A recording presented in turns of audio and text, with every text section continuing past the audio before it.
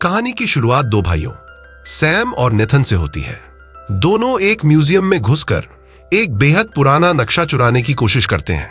यह नक्शा उन समुद्री खोजकर्ताओं ने बनाया था जो सैकड़ों साल पहले समुद्रों में सफर करते थे।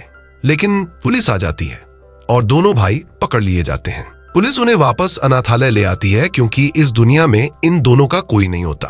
अनाथालय की हेड पुलिस को बताती है कि सैम पहले भी 3 बार इस नक्शे को चुराने की कोशिश कर चुका है, इसलिए अब उसे माफ नहीं किया जा सकता और उसे अपने साथ ले जाना चाहिए। सैम अपने कमरे में जाता है और नेथन से कहता है कि वह यहां से जा रहा है लेकिन एक दिन वापस आएगा। जाते जाते सैम नेथन को एक खाली कागज, एक लाइटर और अपने गले में पहनी हुई रिंग दे देता है और कहता है कि इस रिंग को देखकर हमेशा याद रखना कि तुम किस खानदान से ताल्लुक रखते हो। सैम के चले जाने के बाद नेथन लाइटर की रोशनी उस कागज पर डालता है। उस पर लिखा होता है, कभी मत भूलना कि तुम ड्रैक हो। दरअसल नेथन का पूरा नाम नेथन ड्रैक है और वह उस ड्रैक खानदान से संबंधित है जिसके पूर्वज भी महान खोजकर्ता थे। 15 साल बाद नेथन न्यूयॉर्क सिटी में एक बारटेंडर के तौर पर काम करता है और साथ साथ छोटे मोटे चोरी के काम भी करता रहता है। एक दिन बार में विक्टर नाम का आदमी आता है और नेथन को बताता है कि वह उसके बड़े भाई सैम के साथ काम करता था और वह भी एक ट्रेजर हंटर है। वह चाहता है कि नेथन उसके साथ काम करे। नेथन मना कर देता है पर विक्टर अपना कार्ड देकर चला जाता है।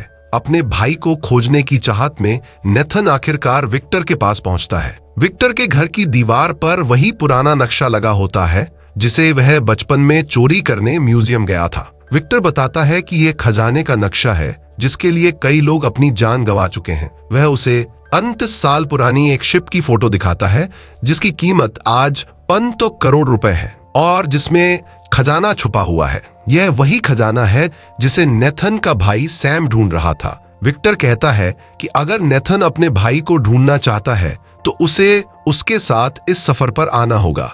नेथन मानी जाता है। विक्टर उसे एक क्रॉस की फोटो दिखाता है। नेथन बताता है कि यह कोई साधारण क्रॉस नहीं बल्कि एक चाबी है। ऐसी 2 चाबियां हैं, एक विक्टर के पास और दूसरी ऑक्शन में है। दोनों ऑक्शन में जाकर चोरी छुपे दूसरी चाबी उठा लेते हैं, लेकिन सामने से सेंटियो नाम का आदमी आ जाता है जिसका खानदान उस बेड़े को फंड करता था जिसमें यह खजाना था। सेंटियो और उसकी घातक किलर ब्रिक डॉग दोनों चाबी हथियाना चाहते हैं। फाइट होती है, सिक्योरिटी आती है और नेथन विक्टर भाग निकलते हैं। दोनों बार्सिलोना पहुंचते हैं जहां फ्रीजर नाम की लड़की उनसे मिलती है। वह पहले विक्टर की पार्टनर रह चुकी है।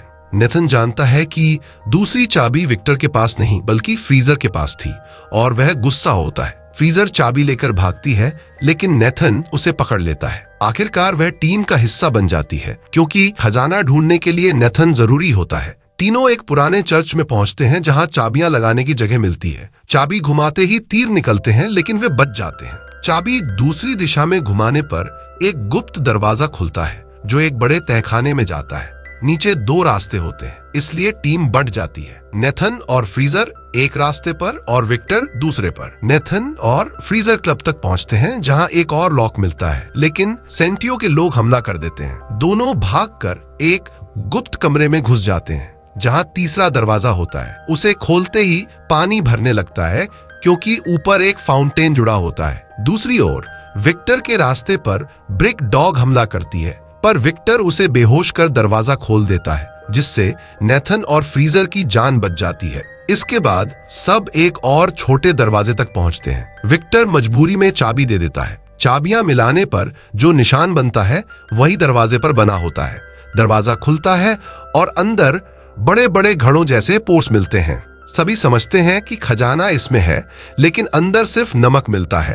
तभी घड़े टूटते हैं और असली खजाने का नक्शा मिलता है।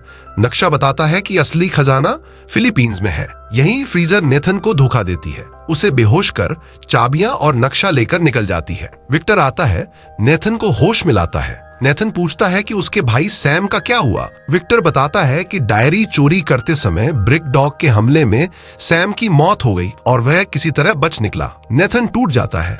लेकिन तय करता है कि वह अपने भाई की आखिरी इच्छा पूरी करेगा। उधर फ्रीजर सेंटियो और ब्रिक डॉग से मिल जाती है। तीनों अपनी टीम के साथ कार्गो प्लेन में फिलीपींस निकलते हैं। रास्ते में सेंटियो अपने खानदानी हक का दावा करता है, लेकिन ब्रिक डॉग उसे मार देती है ताकि पावर उसके हाथ में आ जाए। फ्रीजर छुप जाती है क्योंकि उसे अब ब्रिक डॉग पर भरोसा नहीं। इधर नेथन और विक्टर भी कार्गो प्लेन में छुपकर आए होते हैं। मौका देखकर वे नक्शा चुरा लेते हैं और कूदने की तैयारी करते हैं। विक्टर कूद जाता है मगर नेथन रुक जाता है क्योंकि वह ब्रिक डॉग से अपने भाई का बदला लेना चाहता है। वह उसका सारा सामान पैराशूट से बांधकर नीचे गिरा देता है। इसी सामान के बीच फ्रीजर भी छुपी होती है और वह नेथन से टकराकर दोनों को प्लेन से बाहर गिरा देती है। दोनों हवा में गिरते हुए एक लैगेज तक पहुंचते हैं जिसमें पैराशूट होता है और सही सलामत पानी में उतर जाते हैं। वे फिलीपींस पहुंच चुके होते हैं। रात को होटल में फ्रीजर नक्शा समझने की कोशिश करती है पर असफल रहती है। नेथन अपने भाई के पोस्टकार्ड्स की मदद से पूरी रात कोड सुलझाता है और सही लोकेशन ढूंढ लेता है। सुबह फ्रीजर देखकर लोकेशन चुराकर भाग जाती है पर उसे नहीं पता कि वह गलत लोकेशन थी। नेथन असली जगह पर पहुंचता है, एक आइलैंड जहां 2 विशाल पुराने शिप छुपे होते हैं। अंदर सच में खजाना मिलता है। विक्टर भी पहुंच जाता है क्योंकि जीपीएस अभी भी जुड़ा हुआ था। ब्रिक डॉग भी अपनी टीम के साथ पहुंचती है और हेली कैरियर से दोनों शिप्स को हवा में उठा लेती है। नेथन और विक्टर छुप जाते हैं, फिर हमला करके एक हेली कैरियर पर कब्जा कर लेते हैं। ब्रिक डॉग दूसरा हेली कैरियर लेकर उन पर हमला करती है। नेथन पुराने जहाज की तोप से उस पर हमला करता है जिससे उसका हेली कैरियर चट्टान से टकरा जाता है। ब्रिक डॉग नेथन के जहाज में कूदकर उससे लड़ती है। विक्टर सोने का भारी बैग उस पर फेंककर उसे नीचे गिरा देता है। उसी समय जहाज भी टूटकर उस पर गिर जाता है और उसकी मौत हो जाती है। तभी फिलीपींस नेवी आ जाती है, इसलिए नेथन और विक्टर भागते हैं। विक्टर मायूस होता है लेकिन नेथन उसे दिखाता है कि उसने कुछ सोना छुपाकर रख लिया है।